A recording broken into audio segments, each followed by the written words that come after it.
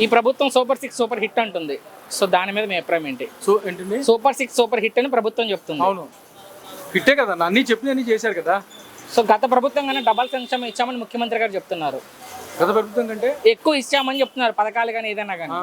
మరి ప్రభుత్వం ఏం చేయట్లేదు అంటారు జగన్మోహన్ రెడ్డి. దాని మీద మీ అభిప్రాయం ఏంటి? చూస్తున్నాం కదా, తీసుకునే వాళ్ళమే ఉన్నాం. ఇప్పుడు ఆటోలకు 15,000 వేస్తున్నారు దసరా రోజు. మరి అంత ముందు 10,000 కదా ఇచ్చింది. ఓకే, మరేంటి ఈసారి నేనే ముఖ్యమంత్రి అంటారు జగన్మోహన్ రెడ్డి. దాని మీద మీ అభిప్రాయం ఏంటి? విపక్షంలో ఉంటారు అలానే అంటారు కదా, ఇంకా అనపోతే బాగోదుగా. సో వచ్చేది నేనే, ఎవరిని వదిలిపెట్టను అంటున్నాడు ఆయన. అట్లానే అంటాడు ఆయన.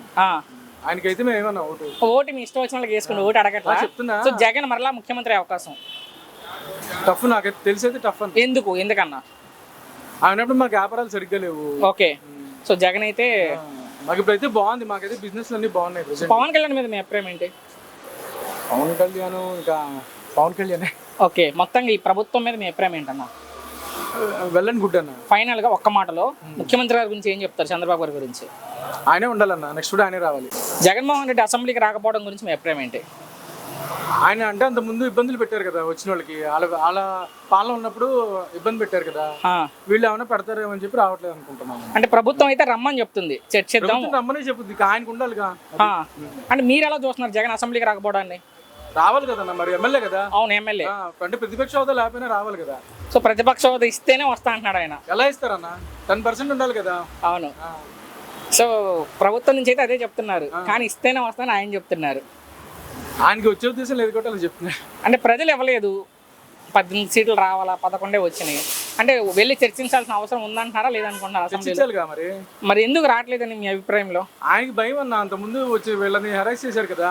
ఓకే, వాళ్ళు చేస్తారేమో అని భయంతో రావట్లేదు. ఈ 11 మంది కూడా రాజీనామా చేసే ఆలోచన ఉన్నారని తెలుస్తుంది. దాని మీద మీ అభిప్రాయం ఏంటి? ఉందంటున్నారు కానీ ఈ గవర్నమెంట్ రాణించుకోవాలి కదా.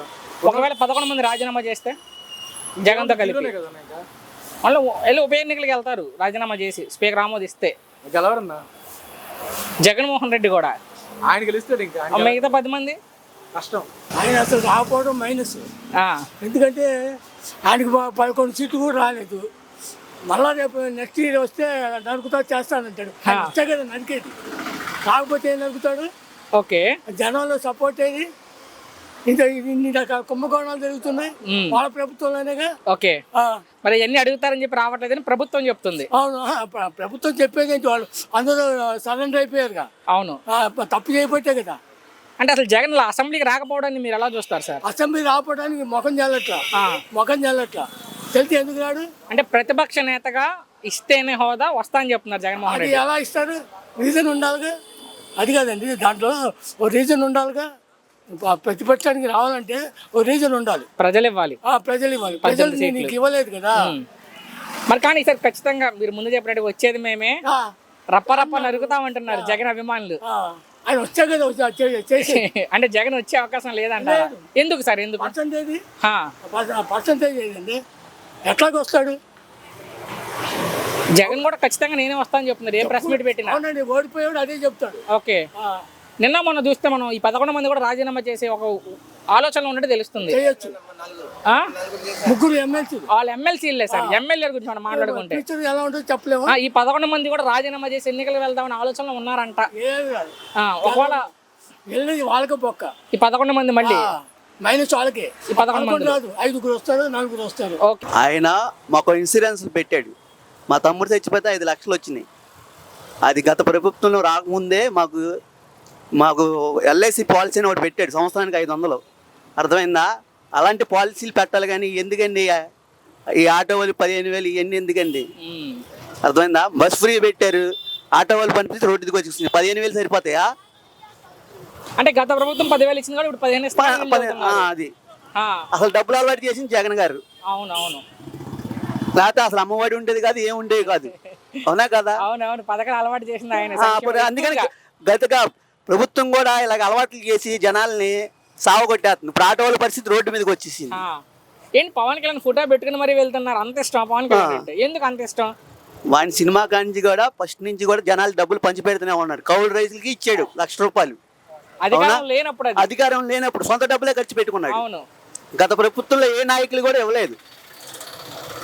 అవునా కదా? ఇప్పుడు కూడా సినిమా తీసినవన్నీ ప్రజలుగా ఇస్తున్నారు. ఇప్పుడు సినిమా అంటే గుర్తొచ్చింది, రేపు ఓజీ వస్తున్నాయండి 25వ తారీఖున. మొన్న హరిహర వీరమల్లి కూడా బాయ్కట్ చేశారు వైసీపీ. అవును. ఈ సినిమా కూడా బాయ్కట్ చేస్తున్నారు. అవును. ఎందుకు ఆయన అంత ద్వేషం వైసీపీ వాళ్ళకి? వైసీపీ వాళ్ళకి అతను అధికారం అసలు రాజకీయంలో రాకూడదని కేసీఆర్ వచ్చారు, అందుకనే పొత్తు పెట్టుకొని బీజేపీతో టీడీపీతో పొత్తు పెట్టుకొని ఇవాళ 21 సీటు గెలిచారు. భవిష్యత్తులో ముఖ్యమంత్రి కావాలని కోరుకుంటున్నారు మీరు పవన్ కళ్యాణ్ అవుతాడని చెప్తుంది అంటున్నాను కూడా. అవుతారన్న నమ్మకం కూడా ఉంది. ఓకే. ఎందుకంటే రాబోయే కాలంలో చంద్రబాబు నాయుడు గారికి వయసు అయిపోతే గనక ఇంకా ఆయనే సీఎం. ఫైనల్ ఒక మాటలో ఏం చెప్తారు పవన్ కళ్యాణ్ గురించి? మా దృష్టిలో ఆయన ఒక దేవుడు. మంచిగానే ఉంది. మరి ప్రభుత్వ ఎన్నికలప్పుడు సూపర్ 6 అన్నారు, పథకాలు అందుతున్నాయి ప్రజలకి? మీకేమైనా వచ్చాయి బాబీ పథకాలు ప్రభుత్వం వచ్చాక? ఏమేమి వచ్చి ఉంటాయి? రైతు భరోసా వచ్చింది, 7,000. మామూలుగా ఇంకా ఏముండే అయ్యే కదా వచ్చింది. విడుదల చేసింది, గ్యాస్ వచ్చింది 3 ఇచ్చామన్నారు. ఎన్ని వచ్చినాయి గ్యాస్ సిలిండర్ డబ్బులు? 2 వచ్చినాయి. ఓకే. పెన్షన్ పెంచామని చెప్తున్నారు, తల్లికి వందనం వేసామని చెప్తున్నారు. వేశారు.